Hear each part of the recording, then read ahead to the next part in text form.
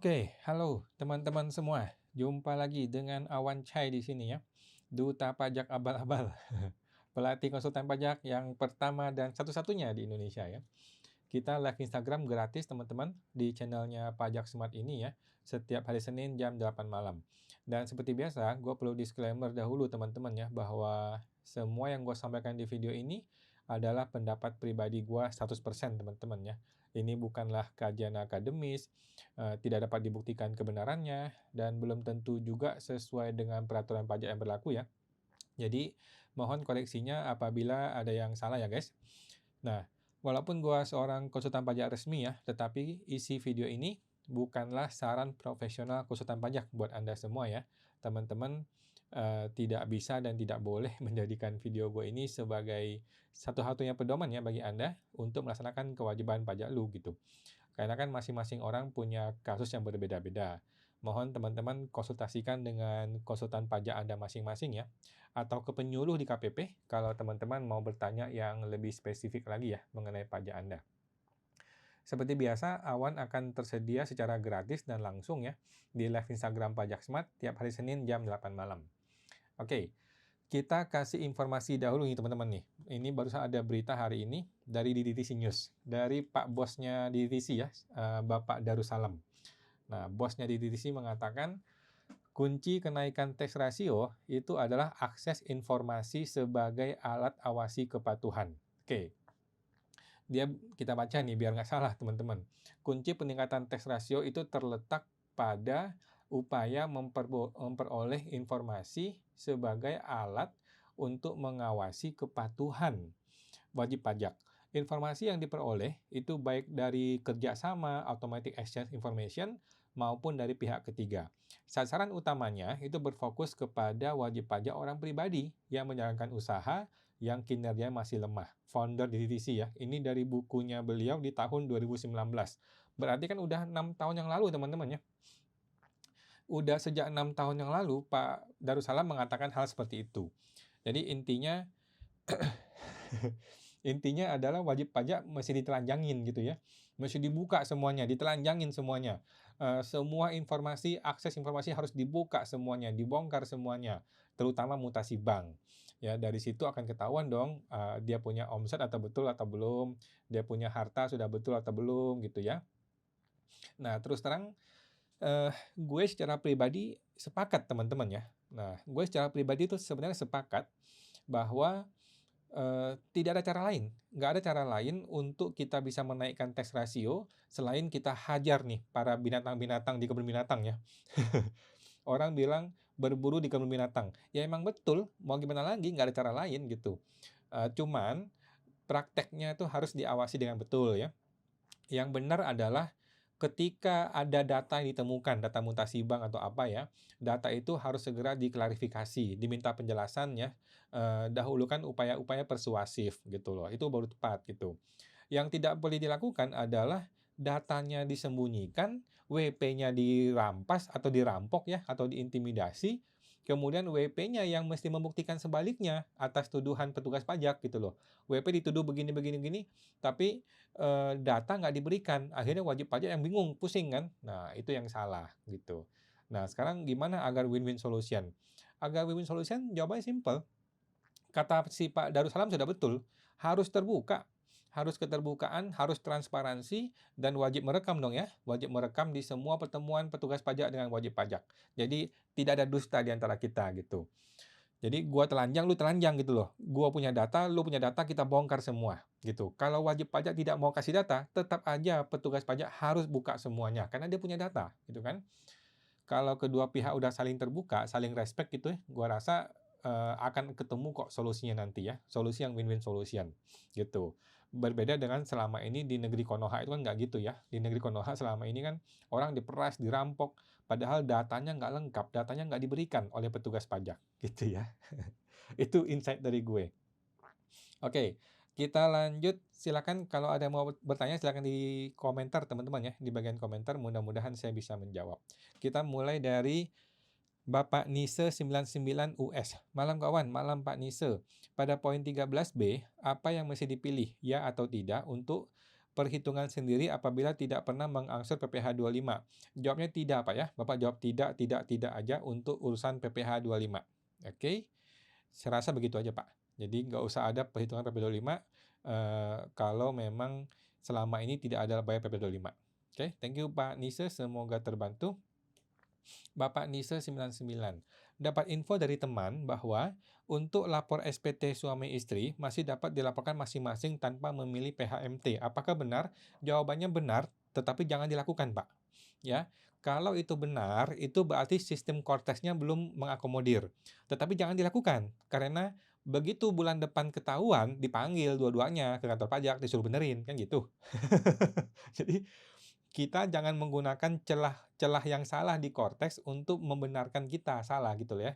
Jangan. Kalau kita udah tahu kita PHMT, ya kita mesti pilih PHMT. Walaupun Cortex-nya itu belum mengetahui kita PHMT, gitu ya. Nah, apakah boleh dijalankan seperti itu dan apa resikonya? Mohon pendapatnya. Jawabannya tidak boleh ya. Kalau dilakukan ya nanti begitu ketahuan ya tinggal dipanggil aja, dipanggil disuruh benerin pembetulan SPT, jadi repot kan? Jadi repotin diri sendiri gitu ya. Kalau emang mau PHMT ya udah PHMT. Thank you Pak Nise 99, semoga terbantu. Bapak Backup Bambang, malam Ko Awan, malam Pak. Ibu Melina Ho, selamat malam Ko Awan. Ya, Bu Melina, selamat malam teman-teman semua. Bapak Nise 99, apabila suami istri ingin lapor MT, apakah status istri harus dirubah di unit pajak keluarga? Saya rasa nggak terlalu pusing Pak ya. Mau diubah juga boleh, nggak diubah juga, saya rasa nggak pengaruh kemana-mana. Ya, jadi dipilih aja MT di halaman induk, kemudian isi lampiran PHMT-nya. Tanpa saya rasa nggak usah pusing mengenai data unit keluarga. Oke, thank you Pak Nise, semoga terbantu. Bapak Babe Hobi, Bobi, malam malam Pak Bobi. Bapak Backup Bambang, 80. 1. Metode pembukuan atau pencatatan SPT badan, pilih pembukuan sertel akrual atau sertel kas. Jawabannya sertel akrual. Ya, yang namanya badan itu wajib sertel akrual, bukan kas gitu. Dan gue bingung kenapa ada pilihan kas ya. Memang di dunia akunting tuh ada akrual, ada cash basis ya. Tetapi yang namanya akunting yang benar selalu akrual basis, selalu berdasarkan akrual, bukan berdasarkan cash basis. Oke. Jadi kalau Bapak bingung, pilihlah akrual. Oke. Thank you Pak Bambang, semoga terbantu. Bapak Ibu Besti Linda 123. Malam Pak Awan mau tanya. Kalau istri agen properti tidak ada NPWP. Selama ini pakai NPWP suami dengan ada Cortex. Apakah masukkan NIK-nya istri atau NPWP suami di perusahaan properti? Jawabannya bebas, dua-duanya sama aja. Mau NIK-nya istri boleh, NIK-nya suami juga boleh. Ya, kalau nggak mau pusing, NIK-nya suami aja lah. Jadi anggapnya suami yang kerja di sana. Gitu. Oke.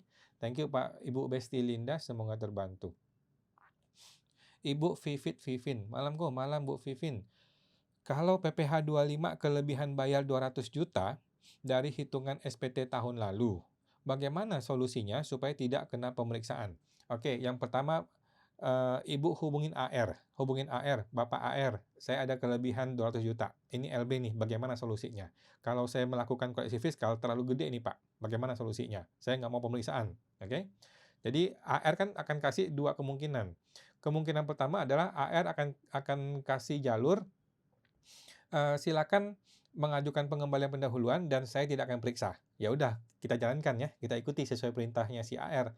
Kalau AR bilang, jangan deh, jangan direstitusi, nanti saya periksa, oke? Kalau begini, maka Ibu bilang gini, Ibu bilang kepada AR, "Oke Pak AR, saya akan ajukan, nanti Bapak tolak aja pengembalian saya, ya. Saya akan mengajukan permohonan pengembalian pendahuluan, tetapi Bapak tolak aja. Setelah Bapak tolak, saya tidak akan melawan." Gitu aja. Ya, paling solusi begitu. Thank you Bu Vivin, semoga terbantu.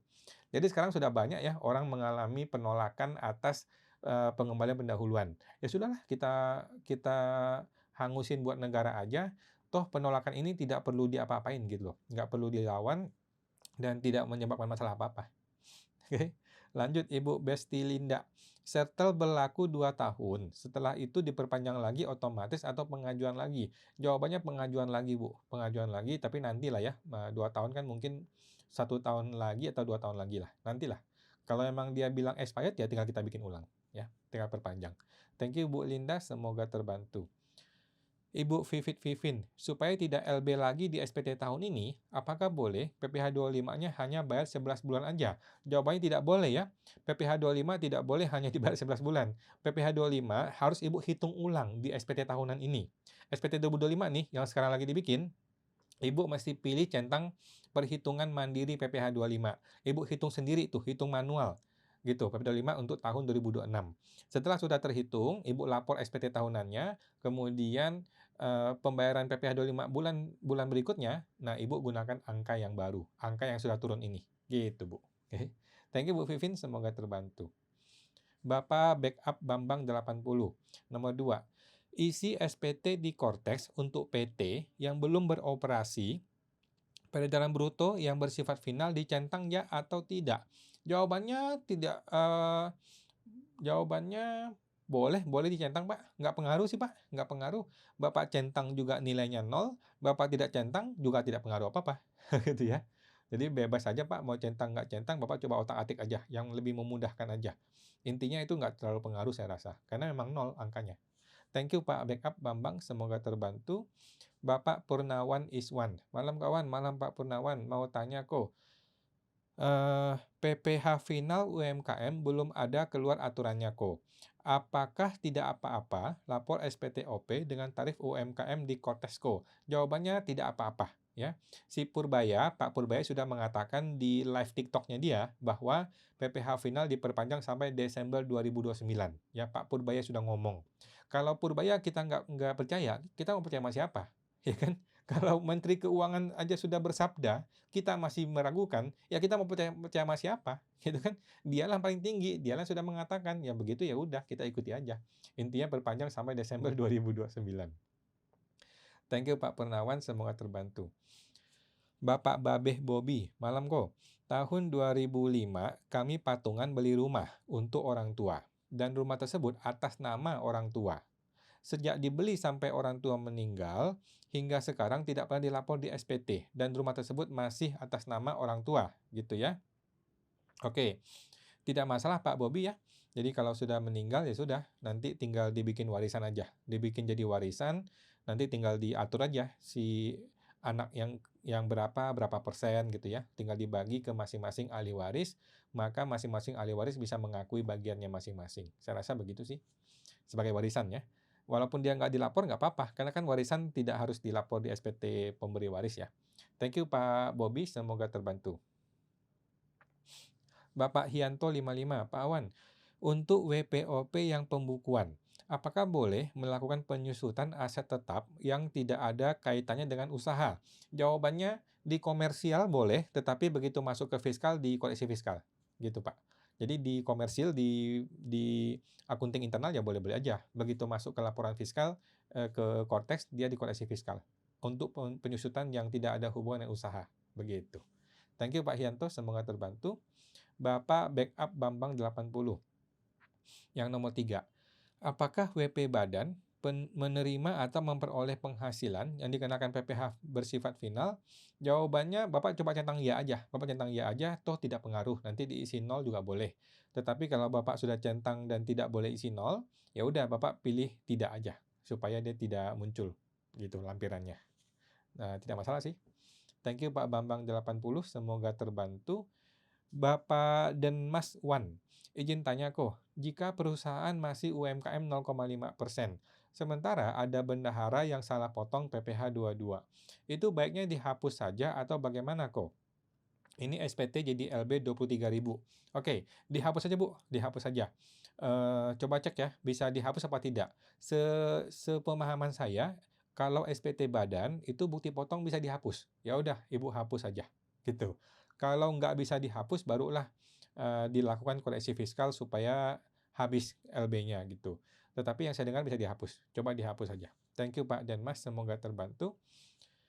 Bapak LLKK6631, malam Kak Awan, ada training SPT Badan Kak Awan atau YouTube Kak Awan? Kalau saya sudah selesai webinar kemarin ya, webinar tanggal 4 Februari sudah lewat, 4 April sudah lewat. YouTube-nya saya belum bikin malah. YouTube-nya saya belum bikin SPT Badan karena kita masih keteteran SPT OP nih ya. Mungkin coba lihat-lihat ke ke YouTube-nya orang lain ya. Gitu. Thank you Pak, Ibu LKK, semoga terbantu. Ibu Rience 88, malam kawan, malam Bu Rience. Saya mau tanya, bapak saya sudah pensiun sejak 2013 dan lapor SPT orang tua saya punya rumah dan mau dihibahkan eh, kepada saya. Apakah tidak menjadi masalah? Oh, nggak apa-apa Bu, nggak apa-apa ya. Kan dia sudah punya rumah dan sudah dilapor SPT ya. Tapi yang penting rumah ini sudah dilapor di SPT-nya si ayah. Kalau sudah dilapor, tinggal dihibahkan kepada anak, ya boleh-boleh saja. Oke, thank you Bu Riance 88, semoga terbantu. Ibu Nino Wijaya, tanya kok, saya sudah ikut PPS. Apakah bisa lakukan pembetulan tahun 2020, 2021, dan 2022? Jawabannya, kalau PPS K2, maka SPT 2020 sudah dikunci. Ya, 2021 masih boleh, 2022 boleh pembetulan. Jadi yang tidak boleh pembetulan adalah SPT 2020. Kalau sudah ikut PPS K2 ya. Karena PPS K2 sudah mengunci SPT 2020 gitu. Thank you Bu Nino, semoga terbantu. Bapak Denmas Wan, tanya lagi kok, jika orang pribadi punya CV dan hanya dapat mendapat preview, di SPTOP-nya pilih apa ya? Pekerjaan atau pekerja bebas atau usaha? Pilih usaha aja Pak, pilih usaha aja. Jadi tidak pengaruh ya. Mau pilih pekerjaan boleh, pilih pekerja bebas boleh, pilih kena usaha juga boleh. Karena tidak pengaruh, kan dia hanya dari preview doang. Nah, kalau saya sih paling gampang pilih usaha aja.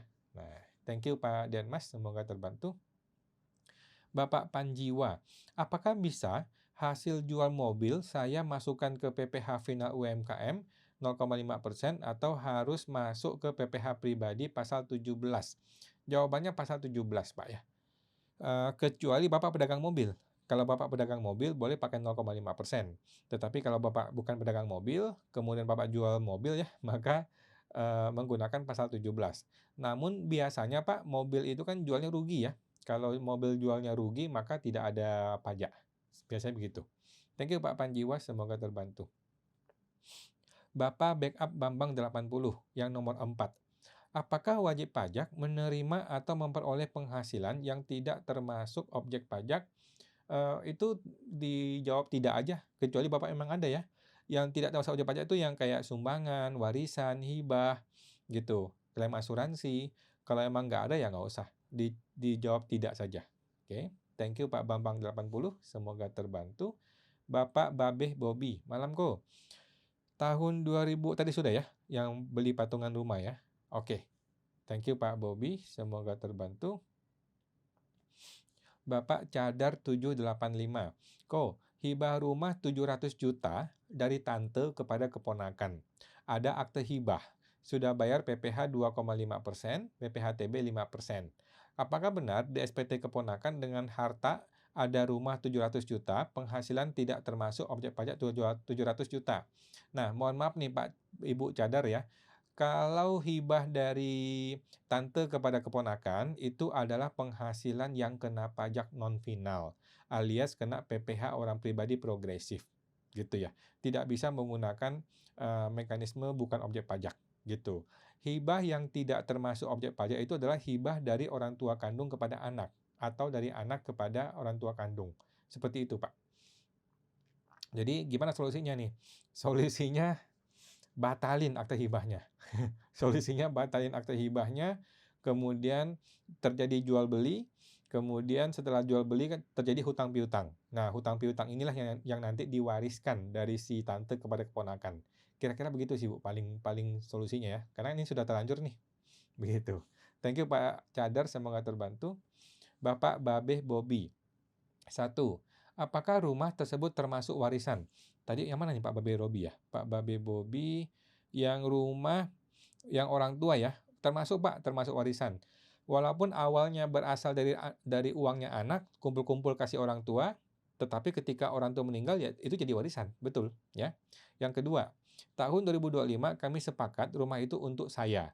Apakah bisa dilapor ke SPT 2025 saya sebagai warisan walaupun masih atas nama ortu? Jawabannya bisa, tetapi Bapak mesti ke notaris. mesti ke notaris. Jadi para para ahli waris, baik si istrinya almarhum dan juga anak-anaknya, semua kumpul di notaris. Semuanya bersepakat bahwa warisan itu diberikan kepada anak yang satu, si Mister A gitu. Anak-anak yang lain itu mesti bikin surat yang namanya penolakan hak waris. Jadi dia menolak hak waris dan semua warisan jatuh kepada anak yang satu. Begitu, Pak. Itu masih ada dokumennya, ada surat tertulis dan diaktekan di notaris supaya supaya lebih aman buat semua orang dan juga di pajaknya. Oke. Thank you Pak Babeh Bobby, semoga terbantu. Ibu Meli Naho, PT yang sudah tidak ada kegiatan usaha 10 tahunan, apakah masih harus lapor SPT Kortex? Jawabannya harus, kecuali dia sudah NE ya, non-efektif. Tahun 2024 kemarin masih lapor walaupun nihil, tapi NPWP direkturnya sudah NE kok. Oh, oke. Ibu ajuin NE aja si badannya. Jadi badan juga boleh kan mengajukan permohonan NE. Ya, coba aja ajuin permohonan NE untuk badannya, gitu. Thank you Bu Meli Naho, semoga terbantu. Bapak Esron Agus, mau tanya, istri tahun ini gabung suami. Harta berupa rumah dan tabungan dilapor di SPT suami. Apakah harus di-balance di penghasilan bukan objek pajak senilai rumah dan tabungan atau bagaimana? Jawabannya betul Pak, betul ya. Semua harta yang dibawa dari istri masuk ke SPT suami pertama kali harus di-balancing dengan penghasilan yang tidak termasuk objek pajak lainnya. Betul Pak, sudah betul. Thank you Pak Esron Agus, semoga terbantu.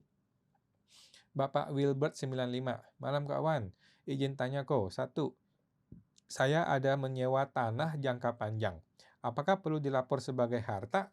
Saya rasa nggak usah ya. Yang penting Bapak ingat bayar pajaknya ya. Ingat si pemilik tanah mesti bayar pajaknya. Oke. Kalau iya, masuk di kategori harta apa? Kalau tidak, mengapa? Kalau tidak, mengapa? Karena itu bukan punya kita. Kan kita hanya sewa nih. Walaupun jangka panjang, ya kita tetap tidak mengakui sebagai hak milik. Begitu sih Pak, paling saya pikir begitu. Oke. Kemudian yang kedua, saya sebagai WPOP UMKM. Terpotong nih Pak Wilbert.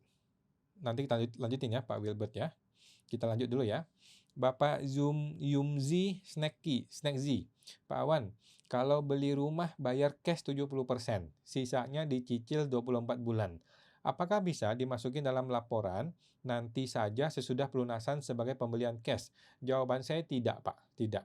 Kita mesti terbiasa dengan tertib administrasi. Ketika kita sudah bayar pertama kali, maka di tahun itu sudah harus lapor seluruh rumahnya. Kemudian mesti lapor ada hutang. Ada hutang, berapa nilai hutang yang terdaftar di Desember. Begitu, Pak. Jadi jangan tunggu nanti ketika lunas baru kita lapor. Udah gitu lapor sebagai pembelian cash. Nggak usah nih Pak, jangan. Ikuti yang benar aja. Yang benar adalah dari awal sudah dilapor senilai full, kemudian munculkan hutang. Oke, Pak Jumzi, thank you, semoga terbantu. Bapak Denmas Wan, jika dokter punya klinik berbentuk badan, masih UMKM, omsetnya hanya 300 juta saja. Bolehkah dia tidak ambil gaji? Jawabannya boleh, boleh-boleh saja. Dan kliniknya hanya bayar 0,5% dari omset. Jawabannya boleh kalau dia berbentuk PT atau PTP. Ya, kalau CV nggak bisa. Dan dia hanya ambil dividen saja pada tiap tahun. Boleh Pak, boleh aja ambil dividen. Tapi ingat ya, dividen harus RUPS di notaris kalau dia PT biasa. Kalau dia PTP, PT perorangan, itu tidak usah pakai RUPS notaris. Cukup RUPS internal saja. Begitu Pak. Thank you Pak Denmas, semoga terbantu. Bapak Hendurasi, Awan, apa yang harus kita pilih untuk pendapatan dwiguna yang merupakan bukan objek pajak? Nah, kalau Bapak memang mau masukin dia sebagai bukan objek pajak, Bapak masukin sebagai penghasilan yang tidak termasuk objek pajak. Di situ ada kategori yang namanya, coba cek di sana Pak ya, kalau nggak salah klaim asuransi deh, kelompoknya klaim asuransi deh. Ada yang namanya asuransi dwiguna, ya, kelompok yang namanya penghasilan yang tidak termasuk objek pajak, cari di situ yang namanya dwiguna. Thank you Pak Hendurasi, semoga terbantu. Ibu Nino Wijaya, tanya adakah sanksi kalau ketika PPS SBN yang dilaporkan itu yang bukan dikhususkan oleh pemerintah? Sanksinya ada, sanksinya adalah dianggap gagal investasi, kemudian Bapak mesti bayar selisihnya. bayar selisih pajaknya antara yang invest dengan non-invest, gitu. Kalau nggak salah cuman beda 2% ya. Oke. Thank you Bu Nino, semoga terbantu. Bapak MMZ Fik. Misal kita memasukkan aset jadi beban, karena nilainya kecil di bawah 2 juta, apakah boleh? Ya, hajar aja Pak, walau masa manfaat lebih dari 4 tahun. Contoh, saya beli printer. Saya beli printer anggaplah harganya 1,5 juta, ya kan? Nah, yang benar kan ini lapor sebagai aset, yang benar. Tetapi kalau Bapak maunya langsung ke beban, ya sepanjang nggak ketahuan ya nggak apa-apa, Pak. Tetapi kalau ketahuan sih diomelin juga sama pemeriksa pajak ya, disuruh jadiin penyusutan, begitu, Pak. Jadi kalau ini belum terlanjur, Bapak benerin deh, jadiin penyusutan yang benar ya. Tetapi kalau udah terlanjur, udahlah biarin aja. Thank you Pak MMZ, semoga terbantu. Bapak Babeh Bobby. Jika bisa, bagaimana caranya agar tidak ada masalah kurang atau lebih bayar denda dan sebagainya? Oh, tadi sudah ya Pak ya. Jadi Bapak mesti ke notaris untuk membuat surat akta warisan supaya rumah itu menjadi miliknya si Mr. A saja, gitu. Kemudian belum bisa balik nama. Kalau nanti mau balik nama, maka mesti bayar tuh, BPHTB mesti dibayar, kalau PPh sih masih bisa minta SKB gratis ya, gitu. Thank you Pak Babeh Bobby, semoga terbantu. Ibu Besti Linda 123. Dividen yang didapatkan selama tahun 2026, jika diinvestasikan kembali, paling lambatnya kapan? Jawabannya paling lambat adalah 2027 bulan Maret ya, akhir bulan Maret 2027. Itu adalah waktu untuk menginvestasikan, yaitu bulan Maret tahun berikutnya. Jika tidak investasikan, bayar pajak 10%. Misalnya April 2026 dapat, bayarnya kapan? Bayarnya itu tanggal 15 Mei, Bu, bulan depan. Dan setelah itu dilapor, nggak usah dilapor, cukup dibayar aja. Jadi bulan depan dibayarnya ya. Di bulan depan maksimal di tanggal 15 bulan Mei. Jadi kalau emang mau memilih untuk tidak invest, maka 1 bulan berikutnya udah mesti bayar. Thank you Bu Besti Linda, semoga terbantu. Ibu Revalian, Pak Wan, katanya nanti di revisi PPh final UMKM tidak boleh menahan omset lagi ya. Terus jawabannya iya Bu, dari dulu tidak boleh nahan omset ya, cuma kan orang nahan-nahan terus ya. Dari dulu Bu, bukan hanya ketika revisi ya, dari zaman dulu juga tidak boleh tahan omset gitu. Terus yang belum siap PKP bagaimana? Kalau belum siap PKP dari sekarang persiapkan Bu, ya persiapkan. Jadi ibaratnya gini, ibaratnya anak kecil udah lulus SMP, terus dia bilang, "Kalau saya belum siap ke SMA gimana?" Ya nggak ada cerita, Bu, nggak ada cerita, harus masuk SMA, gitu ya. Kecuali dia nggak mau sekolah. Kalau nggak mau sekolah ya berarti nggak usah dagang, gitu kan, ceritanya gitu ya, Bu, ya. Itu analogi ya. Jadi, seseorang yang sudah jadi sudah melewati 4,8 M, udah nggak ada cerita tidak siap PKP, udah nggak ada. Sama seperti anak lulusan SD ya udah nggak ada cerita, harus masuk SMP, gitu. Gitu, Bu, ya. Jadi persiapkan dari sekarang, persiapkan. Kalau emang tidak mau PKP ya omsetnya tidak boleh lebih dari 4,8 M, gitu. Jadi setelah melewati 4,5 M, tutup toko, liburan aja langsung, liburan jalan-jalan, entar tahun depan Januari buka lagi, gitu. Itu bisa dilakukan loh, dan ada orang begitu loh. Thank you Bu Revalian, semoga terbantu. Bapak Hianto 55, kawan, WP orang pribadi yang pembukuan. Apakah daftar hartanya akan seperti WP badan yang ada penyusutan? Jawabannya iya, persis sama ya. WP-OP pembukuan itu sama seperti badan, sama persis. Pembukuan untuk pribadi bagaimana caranya? Caranya adalah sama persis seperti badan, sama persis tidak ada bedanya. Thank you Pak Hianto, semoga terbantu. Ibu Heni Gun, lanjut pertanyaan minggu lalu. Istri punya NPWP, kerja dapat bukti potong A1 dan bukti potong 21 biasa ya. Oke, ketika lapor gabung suami di induk PTKP-nya pilih K1, jawabannya betul. Jadi kurang bayar besar dong kok. Bukan KI1, iya, jawabannya memang gitu Bu. Sepemahaman saya Bu ya, K garis miring I, hanya berlaku kalau si istri punya NPWP sendiri. Kalau istri tidak punya NPWP sendiri, sepemahaman saya menggunakan K1 biasa, gitu. Apakah menjadi kurang bayar besar? bisa terjadi ya. Mungkin ke depannya gini, ke depannya adalah istri itu dikondisikan supaya hanya punya satu bukti potong A1. Selebihnya itu pakai nama suami aja. Supaya penghasilan istri bisa menjadi PPh final di SPT suami. Begitu, Bu. Oke, thank you Bu Heni Gun, semoga terbantu. Bapak MMZ Fik, kok pegawai harian yang di bawah PTKP, apakah tetap kita laporkan di SPT Masa PPh 21? Jawabannya iya. Mau dia pegawai harian, bulanan, atau mingguan, pokoknya kalau kita ada bayar orang, orang itu manusia, kena PPh 21, bisa kena ataupun nggak kena, tetap aja dia perlu dihitung dalam SPT Masa PPh 21. Gitu. Thank you Pak MMZ, semoga terbantu. Bapak Hadi 867842. Urus IMB tahun 2019 tapi belum ada perubahan PBB dan sekarang mau diurus. Apakah pengaruh SPT 2019 diperiksa tapi sudah ikut PPS K2? Saya rasa nggak pengaruh Pak ya. Saya rasa nggak terlalu pengaruh. Yang penting itu harta sudah dilapor ya. Yang penting harta sudah dilapor. Mengenai IMB, PBB itu nggak usah pusing lah ya. Yang penting harta sudah dilapor tuh. Thank you Pak Hadi, semoga terbantu.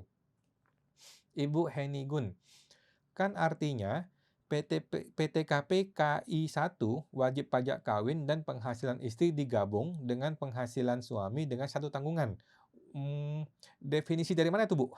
Dari undang-undang apa tuh ngomong begitu? Sepemahaman saya nih Bu ya, mohon maaf saya sendiri takutnya salah ya. Sepemahaman saya KI itu adalah dalam rangka perhitungan PHMT. Dalam rangka perhitungan pisah harta atau memilih terpisah gitu. Kalau tidak ada PHMT maka tidak bisa pakai KI. Sepemahaman saya begitu. Coba Ibu ke konfirmasi ke rekening pajak ya, 1.200, 500, 200, 1.500, 200, atau ke email informasi@pajak.go.id, atau mungkin ke Twitternya atau X-nya si pajak ya. Sepemahaman saya sih begitu ya. Kalau PHMT barulah pakai KI. Kalau tidak ada PHMT maka K_1 langsung. Thank you Bu Heni Gun, semoga terbantu. Bapak Anda 280, malam kok, pengambilan dividen oleh pemegang saham. Saat di neraca, dividen mengurangi laba ditahan. Mohon saran kok, terima kasih. Jawabannya betul, betul Bu ya. Jadi pengambilan dividen ya itu, ya di neraca mengurangi laba ditahan. Sudah betul. Oke. Thank you Pak Anda, semoga terbantu. Bapak Saime 1121. Istri tidak pernah punya NPWP, lapor korteksnya bagaimana? Jawabannya tidak usah lapor kalau tidak punya NPWP. Ya Bu ya. Kalau tidak punya NPWP nggak usah lapor, Bapak. Nah, tetapi kalau dia mau lapor, maka dia mesti aktifkan NPWP. Mesti bikin NPWP ya. Mesti aktifkan KTP menjadi NPWP. Nah, dia mesti masuk ke sistem Cortex. Kalau dia mungkin bingung, boleh ke KPP aja, ke kantor pajak untuk dibantu di sana. Oke, thank you Pak Saime, semoga terbantu. Bapak Jono Jojo, malam kawan. Di lampiran L1D, Delta ya, bagian Bravo, SPT Badan nggak ada laba tahun berjalan. Adanya adalah laba ditahan saja. Berarti laba tahun berjalan digabung ya kok. Sepemahaman saya begitu Pak. Yes, gabung aja semua. Semua laba ditahan, baik itu tahun sebelumnya ditambah tahun ini, kurangin dividen, kurangin privilege. Nah, netnya bersihnya itu aja masuk ke situ. Biar gampang ya. Thank you Pak Jono, semoga terbantu. Ibu Revalian, Pak Wan, bila seorang pembisnis UMKM belum pernah lapor pajak, tetapi dia beli mobil atau beli rumah, nanti misalnya saat dia mau urus pajak, apakah mobil yang dibeli akan dipermasalahkan atau dikenakan denda? Jawabannya bisa terjadi. Bisa terjadi ya. Kalau ketika dia lapor pertama kali, anggaplah nanti 2028 gitu ya, dia lapor pertama kali, tiba-tiba ada mobil, dan mobil itu dibeli tahun 2026. Nah, bisa dipermasalahkan oleh AR ya. Jadi saran saya sih kalau seorang sudah punya usaha, sudah saatnya lah dia bikin NPWP, udah mulai belajar cara bayar, cara lapor ya, biar supaya dia jadi teredukasi sendiri gitu loh. Jangan tiba-tiba sudah punya harta banyak, baru dia lapor pertama kali langsung bludak, nanti malah besar pajaknya ya. Thank you Bu Revalian, semoga terbantu. Bapak Backup Bambang 80. Ko Awan, tetap pilih sertel akrual meskipun SPT wajib pajak badan nihil. Jawabannya iya. Mau dia nihil, mau dia tidak nihil, tetaplah gunakan settle accrual, tidak menggunakan cash basis. Thank you Pak Backup, semoga terbantu. Bapak NN Cruz 02, malam kok tolong tanya, di profil saya data keluarga sudah masuk semua, tetapi di SPT cuma muncul istri aja yang jadi tanggungan. Bagaimana caranya untuk memunculkan semua tanggungan? Padahal sudah diposting tetap nggak muncul di SPT. Bagaimana ya? Jawabannya adalah Bapak cuekin aja Pak, nggak usah peduli, nggak usah pusing. Ya. Yang penting PTKP di induk itu bisa diinput manual ya. Kan PTKP itu bisa diisi manual kan, K1, K2, K3 bisa diisi manual. Walaupun nanti di bawah di daftar anggota keluarga tidak muncul, nggak apa-apa Pak, biarin aja. Itu salahnya Cortex ya, Cortexnya yang error, bukan kita yang salah. Jadi biarin aja. Thank you Pak NN Cruz, semoga terbantu. Bapak Jeremy Dias 567, malam kok mau tanya, perusahaan belum aktif, hanya ada biaya dan beban bunga. Baiknya dilaporkan rugi atau bagaimana baiknya buat pelaporan? Menurut saya sih rugi nggak apa-apa Pak, ya. Mohon infonya, makasih. Menurut saya rugi nggak apa-apa ya, SPT rugi itu tidak masalah, ya. Yang jadi masalah adalah SPT yang LB, lebih bayar, itu baru masalah. Kalau rugi itu tidak masalah, kan rugi tidak LB ya, rugi itu nanti SPT-nya nihil. Nah, kalau WP merasa terlalu takut ya, ketakutan, nggak bisa tidur gitu, ya udah, nanti dikoreksi fiskal semuanya. Semua beban itu dikoreksi fiskal, beres, jadi nol. Jadi fiskalnya nol. Walaupun komersialnya rugi, tapi fiskalnya tidak ada kerugian, nol semua. Itu masih boleh. Toh nggak ada masalah, nggak pengaruh apa-apa. Thank you Pak Jeremy, semoga terbantu. Ibu Noviani Lucia, malam Pak, malam Bu Noviani. Bagaimana dengan PPh UMKM? Apakah kalau omset sudah melebihi 500 juta, kita langsung setor 0,5% atau kita tunggu undang-undangnya? Jawabannya langsung Bu ya, langsung setor 0,5%, undang-undangnya sudah ada di UU BP ya, UU BP pasal 1 ayat 1 2025. Jadi sudah pasti diperpanjang minimal sampai Desember 2029. Oke, thank you Bu Noviani, semoga terbantu. Bapak Lustisian, malam kok, malam Pak Lustisian. Kalau pemberi kerja saya tidak mau lapor PPh 21 karyawan, tidak bayar juga, nggak mau bikin bukti potong, maka saya seperti Cortex harus gimana? Jawabannya tidak pengaruh ya, tidak pengaruh. Dia potong ataupun dia nggak potong, bagi kita nggak pengaruh. Kita tetap laporkan penghasilannya di lampiran penghasilan neto dalam negeri lainnya, ya. Jadi di dalam penghasilan neto dalam negeri lainnya, Ibu tuliskan total nilai penghasilan Ibu, ya selama setahun. Nanti tinggal dihitung pajaknya kita bayar, gitu aja, ya. Jadi kalau dia ada bukti potong maka kita bisa kreditkan, kalau dia nggak ada bukti potong ya nggak apa-apa, kita bayar sendiri di SPT kita sendiri, gitu. Thank you Bu Listisian, semoga terbantu. Bapak Jono Jojo, tanya lagi kok Awan. Di SPT Badan, lampiran L11B, EBITDA, itu diisi apa ya kok? Oke, kosongin aja Pak, kosongin. Kalau Bapak nggak ngerti EBITDA, udah nggak usah pusing. Cuekin aja, nggak usah diisi ya. Jadi EBITDA itu konsep yang agak-agak memusingkan bagi mereka yang paham aja. Kalau nggak paham, nggak usah. EBITDA mah. Thank you Pak Jojo, semoga terbantu. Bapak FNC News, malam kok? Ya, malam Pak FNC News. Bapak 20 Firmansyah, malam. Kalau punya NPWP tetapi tidak lapor SPT dan tidak lapor pajak, apakah ada sanksinya? Jawabannya ada ya. Kalau nanti dipanggil kemudian kita lapor ya kena sanksi, kena denda gitu. Kalau terlambat lapor SPT orang pribadi 100.000, kalau SPT badan 1 juta gitu ya per 1 tahun gitu. Belum nanti hitung pajaknya. Nah, kalau ada pajaknya maka pajaknya kena bunga lagi gitu ya. 1% per bulan akumulasi. Oke. Thank you Pak Firmansyah, semoga terbantu. Bapak Lustisian, Ibu ya, apakah NPPN yang luput buat yang 2025 dan 2026? Apakah bisa minta dispensasi ke KPP? Soalnya, keponakan saya baru pertama kali mau buat SPT. Dia nggak ngerti soal NPPN. Udah Bu, nggak usah pakai dispensasi, langsung aja hitung NPPN. Ya, hajar aja. Jadi, kalau ada ya bagus, kalau nggak ada NPPN, hajar aja, tetap aja anggap ada gitu ya. Pakai NPPN 50% gitu kan. Nanti kalau suatu hari kena masalah, barulah kita ngomong sama AR-nya, baru kita negosiasi gitu ya. Kalau sekarang nggak bisa. Sekarang kalau ngomong sama AR pasti bilang ya ikuti aturan gitu kan. Nah, kalau nanti muncul SP2DK atau pemeriksaan, barulah negosiasi gitu. Jadi saat ini tembak aja Bu pakai NPPN. Thank you Bu Lustisian, semoga terbantu.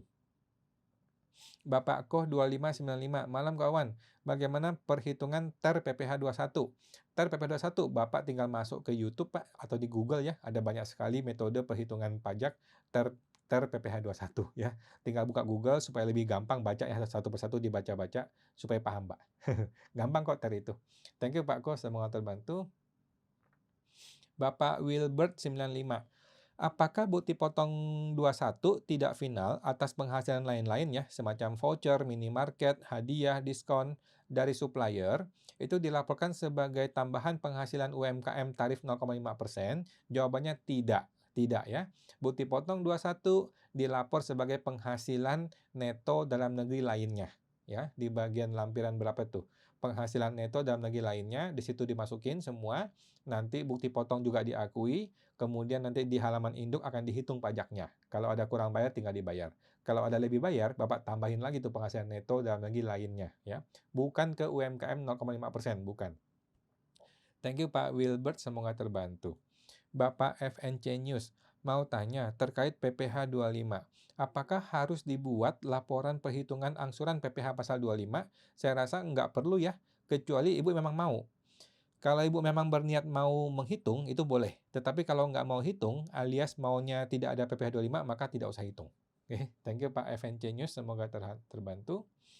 Bapak Hadi 867842. Saya UMKM dagang lapor SPT tahun 2022. Katanya helpdesk ada salah cetak pekerjaan bebas. Syarat apa aja untuk pembetulan SPT? Apakah ada risiko?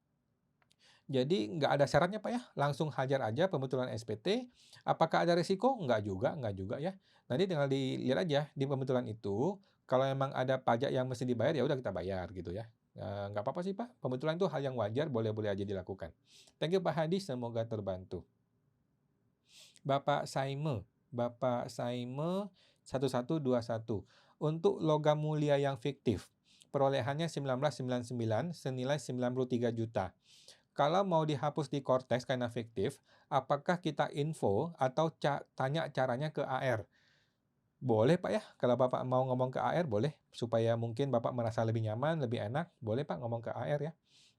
Ini barang fiktif Pak, saya mau buang, mau hilangin, gimana caranya? Nah boleh Pak ngomong ke AR supaya dia juga tahu ya. Thank you Pak Saime, semoga terbantu. Bapak M. Kusinriu. Untuk jenis usaha kontraktor berbadan usaha PT, kewajiban pajak tahunan tidak ada jika semua masuk PPh final ya? Jawabannya iya, tidak ada PPh badan, betul. Jadi, tahunan ada LB atau gimana jadinya ya? Karena penghasilan semua final. Jawabannya tidak ada LB, Pak. Jadi SPT tahunannya itu akan nihil, bersifat nihil, tidak ada LB, tidak ada KB. Biasanya begitu, kalau dia sudah jasa konstruksi yang bersifat final semua. Ya, kecuali dia ada penghasilan lain-lain ya, kayak terima hadiah atau mungkin semacam komisi-komisi, ya tinggal dihitung aja PPh badannya kalau memang ada ya. Tetapi kalau nggak ada, dia murni hanya hanya final, ya udah final aja. Thank you Pak Kusin Ryu, semoga terbantu. Bapak Wilbert 95, nomor 3. Saya mendapatkan hadiah undian sepeda motor. Pajak hadiah sudah saya bayar.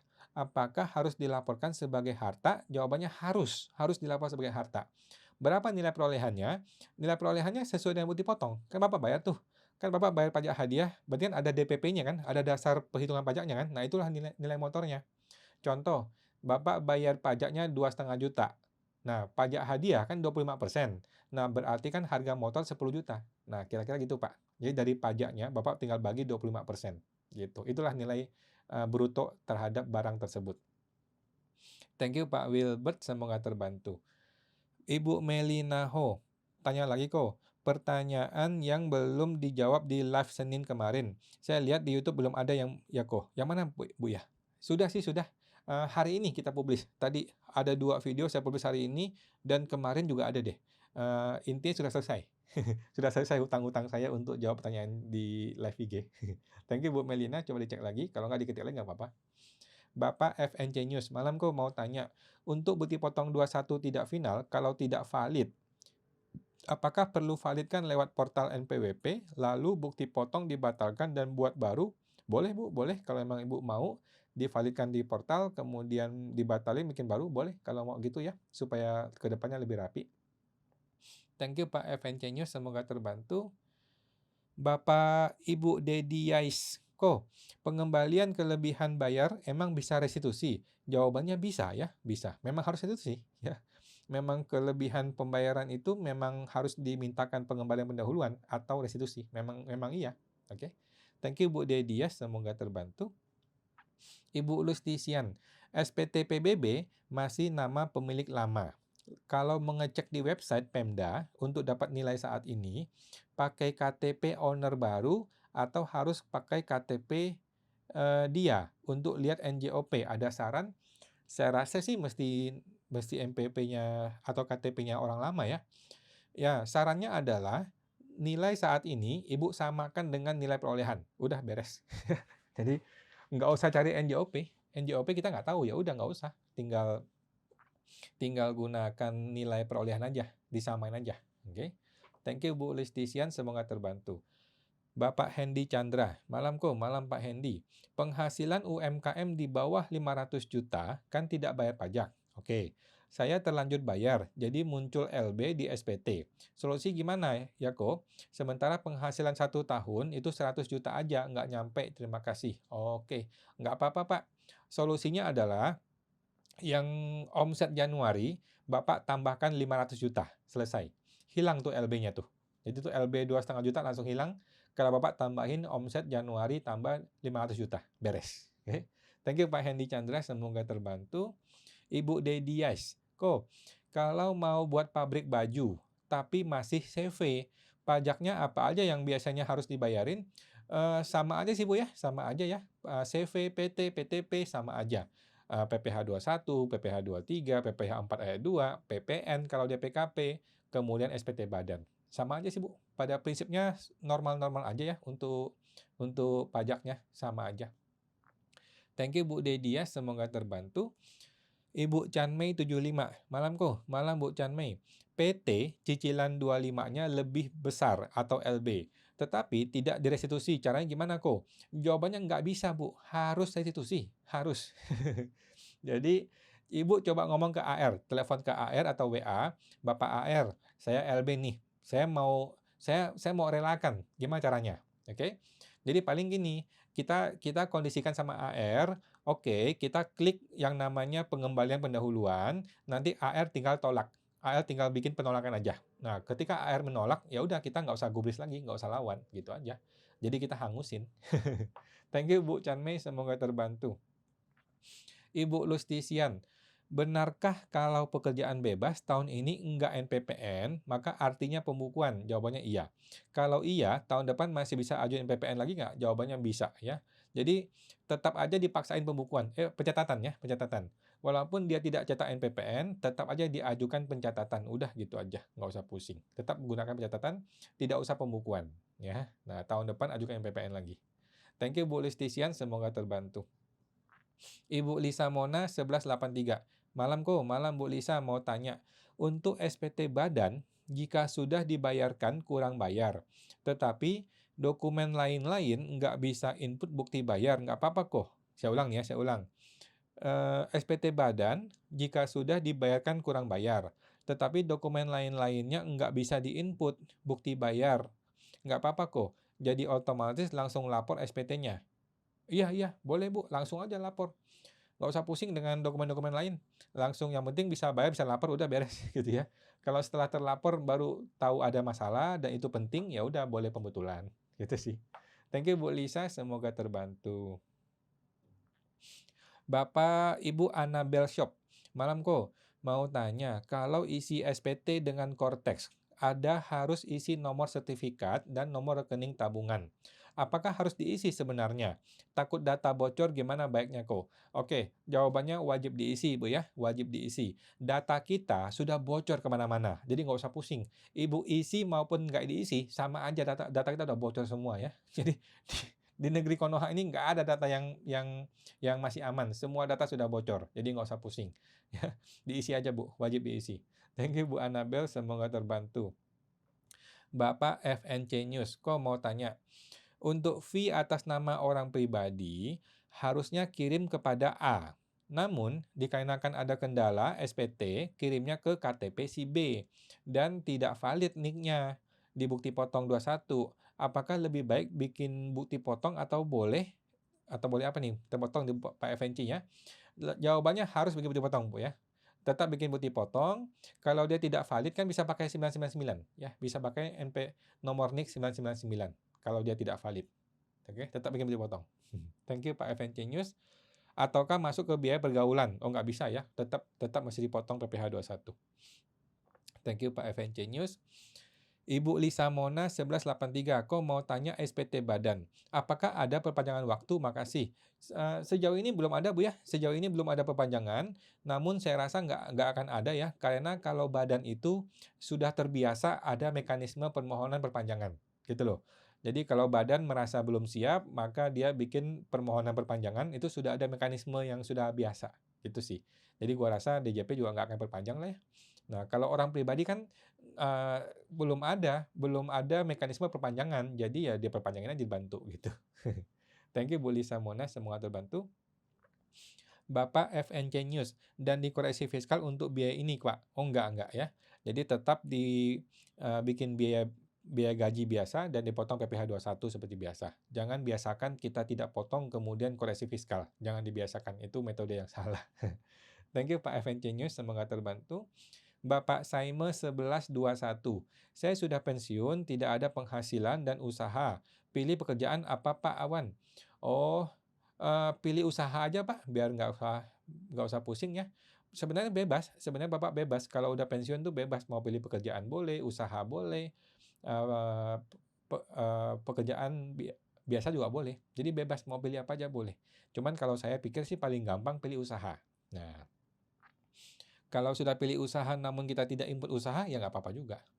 Thank you Pak Saime, semoga terbantu. Ibu Desi Cie 9114, malam kawan. Ya Bu Desi, bagaimana Bu Desi? Bapak Backup Bambang 80. Ini pertanyaan saya mengenai SPT badan nihil kawan, makasih. Oh ya oke. Thank you Pak Bambang ya, tadi sudah ya. Ibu Lustisian, tanya lagi ya, warisan belum terbagi, warisan ruko tersebut belum dijual, harta ini sudah masuk PPS, apakah juga harus masukkan nilai saat ini NJOP terbaru? Thank you kawan, jawabannya iya. Ya, mau dia PPS ataupun belum PPS, mau dia warisan atau bukan warisan, yang namanya kolom nilai saat ini tetap wajib diisi, gitu. Kalau punya nilai NJOP, maka isi nilai NJOP. Kalau nggak ketemu nilai NJOP, ya udah samakan dengan nilai harga perolehan, gitu. Tapi itu kolom yang wajib diisi. Thank you Bu Lustisian, semoga terbantu. Bu Lustisian tadi sudah ya. Bapak FNC News, kok mau tanya lagi kok, untuk biaya pemasangan AC, kan kita buka bukti potong 21 dan ditambahkan ke aset AC, lalu disusutkan. Lebih baik dibiayakan saja langsung atau masuk ke penyusutan ya kok? Jawabannya langsung biaya Pak. Biaya pemasangan ya. Biaya pemasangan ya. Bebas aja sih Pak, bebas ya. Kalau Bapak mau gabungin ke unit juga boleh supaya penyusutan. Kalau Bapak mau pisahkan juga boleh ya supaya bisa langsung jadi biaya. Menurut saya itu nggak pengaruh, pilihan Bapak aja sih, pilihan Bapak aja. Kalau Bapak maunya itu jadi langsung jadi biaya, tidak disusutkan, ya udah, berarti invoice-nya harus dipisah. Nilai barang, nilai pemasangan harus dipisah invoice-nya, atau satu invoice boleh tapi ada item yang berbeda, supaya kita tahu gitu loh, ada buktinya. Gitu sih Pak.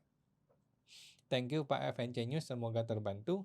Ibu Desi C 9114, Ko Awan, jika badan 2025 omsetnya di bawah 4,8 M, maka pakai tarif yang mana? Jawabannya coba 31E aja Bu. Coba dites 31E ya. Semestinya sih masuk kok. Oke, thank you Bu Desi C, semoga terbantu. Bapak 20 Firmansyah, kalau punya MPWP tidak aktivasi Cortex, apakah ada sanksi ya? Jawabannya Bapak nggak bisa lapor SPT tahunan. Kalau Bapak nggak bisa lapor SPT tahunan, kan terlambat nih lapor nanti nih. Anggaplah Bapak lapor tahun depan gitu ya, untuk SPT 2025. Nah, nanti ada sanksi tuh, sanksi terlambat lapor, sanksi terlambat bayar, gitu ya. Jadi, bikin aja Pak Cortex ya, memang sudah harus dibikin. Thank you Pak Firmansyah, semoga terbantu. Bapak FNC News, nilai AC dan disusutkan. Ya boleh Pak, mau masukin harga AC boleh, atau masukin biaya pemasangan juga boleh, bebas saja. Semoga terbantu Pak FNC News. Tadi siapa? Tadi Pak FNC News ya. Terpotong nih teman-teman, sebentar. Tadi terpotong.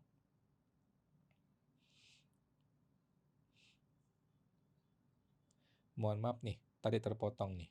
Tadi yang mana dia? Tadi Pak FNC News. Oke, saya cari dulu nih pelan-pelan. Tadi kelewat.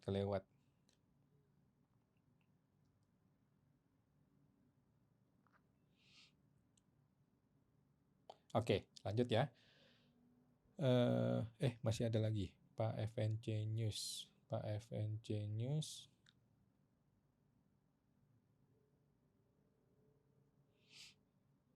Oke, lanjut.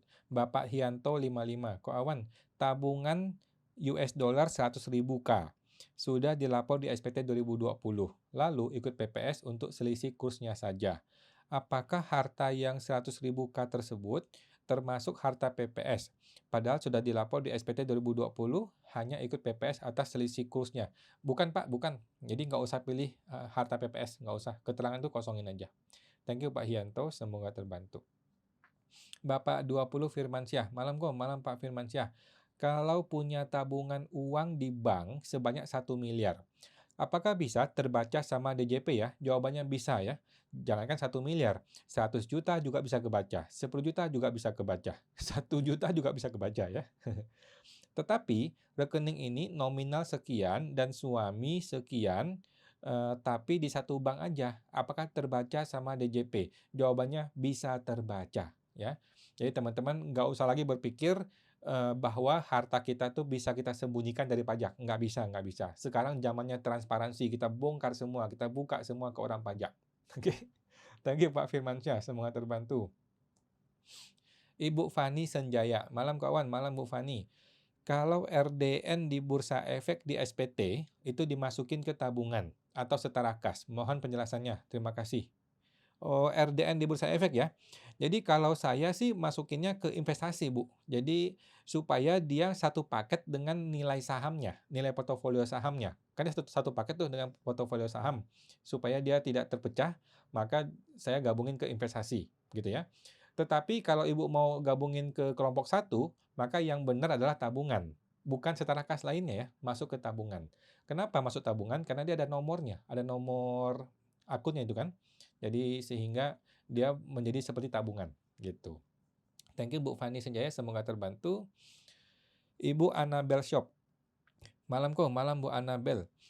Isi SPT pakai Cortex, harus isi nomor sertifikat, nomor rekening. Apakah harus diisi? Oh, tadi sudah Bu ya. Jadi nggak usah takut lah mengenai kebocoran data ya. Data kita sudah bocor kok kemana-mana. Thank you Bu Ana. Bapak FNC News. Mau tanya kok, sebelumnya HPP ada catat biaya penyusutan ini. Kemarin saya lihat di Cortex, bagian laporan keuangan masuk ke biaya administrasi. Apakah langsung semua masuk ke administrasi saja kok? Boleh-boleh aja sih Pak, boleh-boleh aja sih. Intinya Bapak paham ya, Bapak paham dan bisa menjelaskan. Menurut saya sih boleh-boleh aja. Thank you Pak FNC News, semoga terbantu. Ibu Lustisian, kalau uang tunai sering diberikan oleh anak, tetapi papanya setor tunai itu ke rekeningnya via ATM. Ini jadi masalahkah? Saya rasa nggak masalah, karena akan ada lalu lintas uang tersebut, tentu belum dilapor saat ini, karena untuk kebutuhan sehari-hari. Jawabannya perlu dilapor Pak, Bu ya. Jadi kalau si ayah itu punya NPWP, dia mesti lapor bahwa dia punya penghasilan yang namanya hibah dari anak. Nilainya berapa setahun dilaporkan, kemudian dia punya tabungan juga mesti dilaporkan. Nah, itu mesti cocok tuh. Penghasilan dengan kenaikan tabungan juga harus cocok. Kira-kira gitu sih, Pak.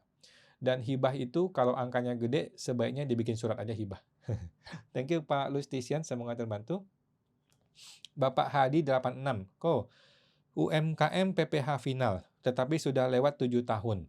Sudah ajukan NPPN 2025 dan 2026. Sudah bayar PPH final 0,5%. Waktu cetak perubahan data, tercetak 21624. Oke, Pak Hadi nggak usah pusing. Intinya orang pribadi masih bisa pakai UMKM 0,5% sampai Desember 2029. Itu perintah Pak Purbaya. Itu sabda dari Pak Purbaya. Thank you Pak Hadi, semoga terbantu. Ibu Juli Wirawan. Malam malam Bu Juli. Apakah DJP punya akses untuk tahu apakah suami istri punya perjanjian pisah harta atau tidak? Jawabannya iya. DJP punya aksesnya, ya. Karena biasanya perjanjian pisah harta kan kita taruh di notaris ya. Kalau kita taruh di notaris, maka otomatis DJP tahu. Karena notaris bikin akte, dia kan langsung daftarkan ke Menkumham. Begitu dia daftar ke Menkumham itu langsung lapor ke pajak. Semua data itu lapor ke pajak. Jadi tinggal tunggu aja waktunya kapan ketahuan, gitu. Intinya data itu sudah ada, tinggal kapan aja giliran kita, gitu ya. Thank you Bu Juli, semoga terbantu. Ibu Lili Francine, malam Bu Lili. Kalau di akta pendirian tercantum modal dasarnya 20M dan modal disetor 10M. Di neraca modal dicatat yang mana? Kalau saya sih Pak ya, kalau saya Bu ya, saya lebih cenderung 20M. Saya lebih cenderung 20M, kemudian muncul hutang piutang pemegang saham. Tetapi ada orang yang lebih memilih 10M, dan saya rasa tidak salah, boleh-boleh aja, gitu. Bebas aja sih, yang penting hutang piutangnya betul ya, hutang piutangnya betul supaya tidak salah mengenai setoran yang realnya, gitu. Oke, thank you Bu Lili, semoga terbantu. Teman-teman sudah lewat jam 9 ya, kita akan tampung dulu ya, yang belum terjawab, kita akan jawab di video YouTube, YouTube-nya Pajak Smart. Oke, ada Ibu Lydia Swani, ada Bapak Hianto 55, ada Bapak FNC News, Ibu Irawati, kemudian Bapak Hendurasi, Bapak Saime 1121, Bapak Babeh Bobi, Bapak Backup Bambang 80, Bapak Panjiwa, Ibu Lince Febrieni, kemudian Bapak Solihin 1509, Ibu Revalian, Bapak Starkos 57, Bapak Edwin Murtejo, Bapak Aman Santosa 123, Bapak FNC News, Bapak Ibu Tanti Ni Tanjung, Bapak Sen Daniel 037, Bapak Sen Daniel, Bapak Starkos 57, Bapak Hadi 86, Ibu Heni Gun, kemudian Ibu Lince Febriani, Bapak FNC News, Bapak Backup Bambang 80, Bapak Alex Lim, Bapak Cadar 785, Ibu Revalian, Ibu Neni Sapur, Bapak Alex Lim, Bapak Lianto, Bapak Vincent Lianto. Salam sehat Pak Vincent. Pak Vincent masih sehat ya. Mudah-mudahan Pak sehat-sehat Pak Vincent. Kemarin ada apa nih Pak Vincent? Bapak Jojo. Bapak N Cruz 02. Oke. Bapak Bugatti 188. Bapak Bugatti. Kemudian Bapak Melki VPP. Bapak Backup Bambang 80. Bapak Iksan Nasihin 10. Bapak Tana Marrita Ibu ya. Bapak Sipako 70. Ibu Nino Wijaya. Bapak El Khairul. Bapak Backup Bambang. Bapak El Khairul. Kemudian Bapak FNC News, Bapak Babe Bobi, FNC News, Bapak Backup Bambang, Ibu Reni Kua, Bapak Hosen Chen 13, Bapak Aili 04, kemudian Bapak Saime 1121, Bapak Jos Wibawa, Bapak Sipako 70, Bapak Hadi. Thank you semua teman-teman ya. Kita jumpa lagi di hari Senin depan jam 8 malam. Yang belum terjawab, mohon maaf, kita akan jawab di video YouTube ya. Thank you semuanya. Mari, thank you.